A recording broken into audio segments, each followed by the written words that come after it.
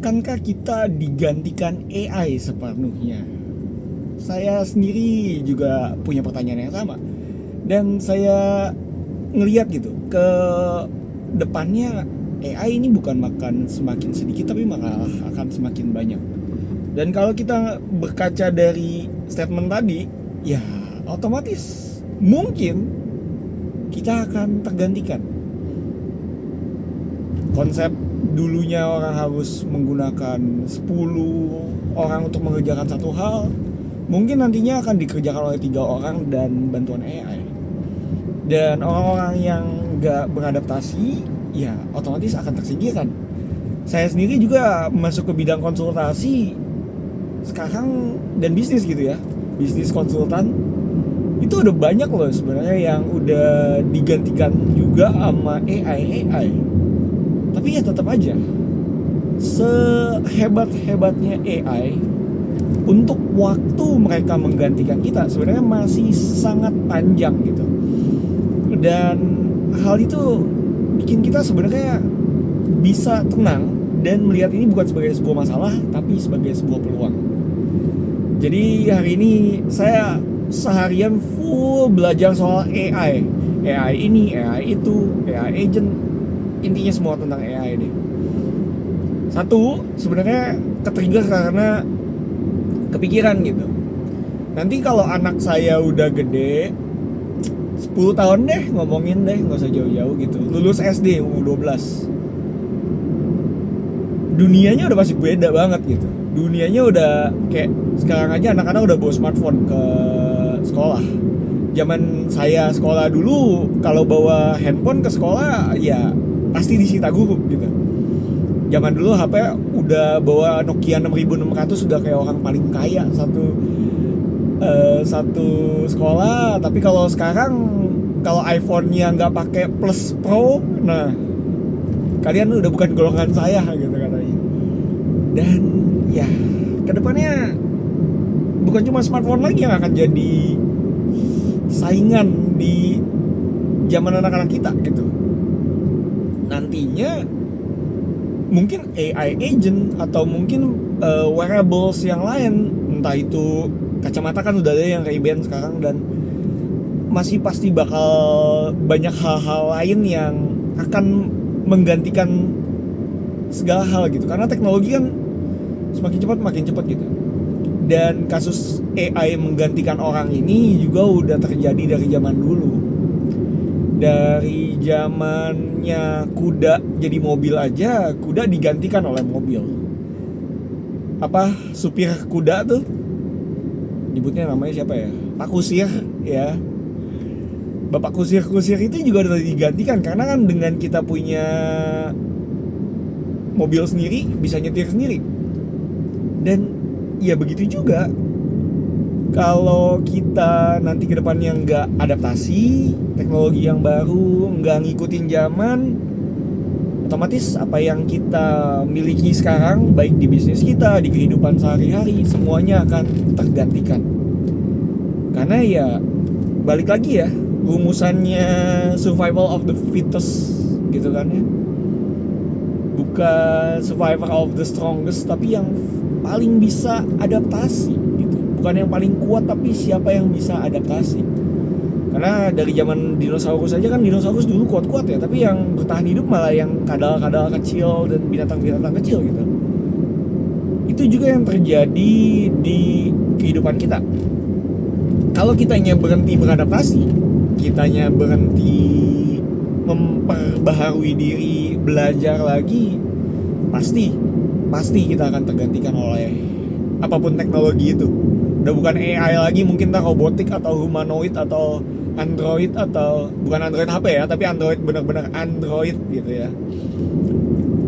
Dan ya kita cuma bisa bersiap. Dan saya ngelihat perjalanan saya sebagai seorang business coach, Tuhan bawa kesana kemari. Tapi setiap hari Tuhan selalu tambahin progres ke diri saya, dan hari ini saya jadi mulai lebih clear lagi gitu, bahwa kalau saya bisa bantuin orang-orang yang udah punya bisnis implementasi AI, atau orang-orang yang belum punya bisnis tapi pengen punya bisnis, semua juga bisa dibantu dengan AI. Karena saya pribadi nih, jujur, hari-hari tuh selalu menggunakan AI. Konten yang saya buat di YouTube pun kata-katanya diperbaiki oleh AI. Jadi biasanya saya rekam voice note, saya bikin konten sendiri, saya tuangin apa yang ada di pikiran saya, terus saya tanya ke AI, apakah ini udah jelas, kalimat apa yang bisa dipotong, diperbaiki kata-katanya. Ujung-ujungnya saya baca lagi, jadiin outline, dan jadiin itu gambaran kasar buat saya ngomong lagi gitu. Contohnya kayak sekarang saya ngomong nih kontennya, sebelumnya saya udah sempet mikir dulu gitu. Oh, saya mau ngomongin ini nih, ngomongin ini, topiknya enaknya bahasa kemana sih, arahnya gimana, terus juga gimana caranya supaya bisa kasih manfaat ke yang dengar. Dan ya, semua itu gunanya adalah untuk ngebantu kita. Karena AI, artificial intelligence, apapun bentuknya, semua itu balik lagi ke satu hal. AI itu cuma alat, tergantung siapa yang pakai. Pisau kalau di tangan seorang pembunuh bisa jadi alat membunuh. Pisau di tangan seorang chef bisa jadi masakan yang sangat enak. Balik lagi, AI pun pedang bermata dua gitu. Pinter-pinter kita yang menggunakannya, dan saya pribadi menggunakannya untuk jadi pembantu saya, virtual assistant saya. Daripada saya harus bayar virtual assistant mahal-mahal kan buat rapiin scripting dan segala macem, ya ada AI yang udah bisa jauh lebih membantu dan gratis. Zaman sekarang ada ChatGPT, ada Perplexity, ya banyak banget lah AI yang sebenarnya bisa ngebantu kita. Yang level gratisnya aja tuh udah bagus banget sebenarnya. Tapi balik lagi, gimana caranya kita menggunakan alat itu yang menentukan apakah hasilnya akan jadi bagus apa kagak gitu. Balik lagi ke analogi pisau tadi. Kalau orang yang nggak pernah masak megang pisau untuk motong wortel deh, dibanding sama chef yang udah biasa tiap hari kerjanya motongin wortel, itu chef bisa bikinnya potongannya udah bentuknya aneh-aneh gitu ya, bisa kulitinnya rapi, cepet kerjainnya. Tapi orang-orang yang baru pertama kali nyobain pasti akan kagok. Makanya buat kita yang takut ketinggalan sama AI, mulai dulu deh dari belajar dan menggunakan AI itu. Karena dengan kita biasa menggunakan AI, kita kenal apa itu AI, dan kita jadi membiasakan diri juga untuk cara prompting tuh begini, cara ngobrol sama AI tuh gini, hasil yang diharapkan caranya bisa dapetinnya kayak gini. Itu akan sangat membantu kita daripada kita masih nunggu 2-3 tahun lagi AI-nya makin bagus, terus kita baru kayak kebakaran jenggot siap-siapin diri kita untuk ngadepin AI yang makin lebih pintar. Buat kalian yang ketakutan soal AI, baik di bisnis kalian, baik di pekerjaan kalian, tenang aja, kalian gak akan tergantikan sama AI dalam waktu yang lama.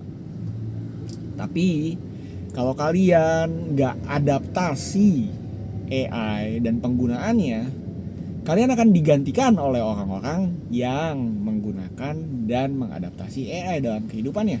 Baik itu di bisnis kalian dan di pekerjaan kalian. Karena kantor saya sendiri aja tuh lagi gencar-gencarnya bukan bakar duit ya, tapi mengalokasikan fokusnya mereka ke bidang AI-nya. Karena AI ya memang sekarang lagi jadi teknologi yang sangat menarik gitu. Kalau ada kata AI di marketingnya kayak semuanya langsung wah, ada bagusnya gitu. Padahal sebenarnya yang AI sekarang yang lagi booming ini itu cuma segelintir kecil dari AI itu sendiri. Yang terkenal sekarang itu adalah LLM atau Large Language Model. Atau kalau ibarat katanya kita lagi ngomong sama kamus lah gitu, sama kamus yang bisa ngobrol. Nah itu LLM tuh. Dan generatif AI yang lagi booming tuh yang mulai dari bikin video, bikin gambar, itu generatif AI atau singkatannya Gen AI. Itu cuma segelintir dari AI secara keseluruhan. AI itu sebenarnya udah ada dari zaman dulu juga. Dari zaman saya masih kuliah, awal kuliah 2011 tuh udah ada penjurusan AI gitu. Dan dulu kita juga belajar apa itu machine learning, apa itu shortest path, segala macam. Dan sebenarnya sehari-hari kita udah menggunakan AI. Contohnya nih ya, Google Map. Google Map nyari peta, nyari jalur terdekat itu AI. Jadi kalau kita ngerasa AI itu cuma yang bisa diajak ngobrol, sebenarnya enggak gitu. Banyak banget kok implementasi AI lainnya yang enggak terbatas cuma di ngobrolnya itu doang gitu. Tapi orang-orang cuma fokusnya sama ChatGPT-nya doang karena kemarin kan emang booming banget ya. Large language model ya memang salah satu implementasi AI yang menurut saya salah satu yang paling bagus gitu ya. Padahal AI sendiri tuh banyak banget manfaatnya. Bisa computer vision, jadi kalian bisa kalian tahu TikTok, filter kalian itu tuh yang tiba-tiba bisa tambahin jenggot, bisa didandanin segala macam. Itu adalah salah satu dari AI. Itu AI yang jenisnya computer vision gitu. Nambahin augmented reality dan segala macam itu juga masuk ke dalam ranahnya AI. Dan memang dunia AI itu sangatlah luas gitu. Jadi kalau kalian cuma fokusnya sama large language modelnya doang, ya kalian cuma ngelihat 1 dari 1000 bahkan mungkin 1.000.000 dari implementasi AI yang bisa ada. Jadi saya mau ngingetin lagi aja nih buat kalian yang ketakutan, aduh gimana ntar bisnis saya, aduh gimana ntar pekerjaan saya tergantikan nggak sama AI? Jawabannya enggak. Tapi kalian akan digantikan oleh orang-orang yang akan mengimplementasikan AI itu lebih daripada kalian. Jadi yang harus kita lakukan sekarang adalah mempersiapkan diri kita untuk menggunakan AI sesering mungkin. Saya pribadi aja ngegunain tuh macam-macam. Mulai dari scripting video itu buat refine tune atau buat editingnya itu pakai AI. Terus juga untuk renungan. Saya juga renungan. Saya kadang kalau lagi ada bingung tentang konsep sesuatu atau nanya apa, saya tanya ke AI. Saya tanya lagi ke Google juga gitu. Saya double check, fact checking. Karena kan banyak juga yang kadang hasil dari AI juga belum tentu benar gitu. Terus di saat saya lagi kerja, saya juga tanya, oh kata-katanya bisa dibagusin seperti apa. Banyak banget yang bisa kita implementasiin hari demi hari gitu. Mulai dari kita belajar, dari kita ngajar, dari kita kerja segala macam, bikin resep dan segala macam, itu semua bisa dibantu dengan penggunaan AI yang tepat. Balik lagi, mau atau enggak kita beradaptasi, itu adalah pertanyaan utamanya. Karena kalian gak akan tergantikan oleh AI, karena AI banyak banget batasannya. Tapi kalau kalian yang membatasi diri kalian, ya pada akhirnya kalian yang nantinya akan tergantikan oleh AI. Semoga video ini ngebantu, dan kalian yang penasaran atau mungkin mau ngobrol-ngobrol soal pengen implementasi bisnisnya, silakan langsung ada linknya, nanti saya tulis di deskripsi buat ke WA saya. Langsung ngobrol aja sama saya, gratis. Kita komunikasi.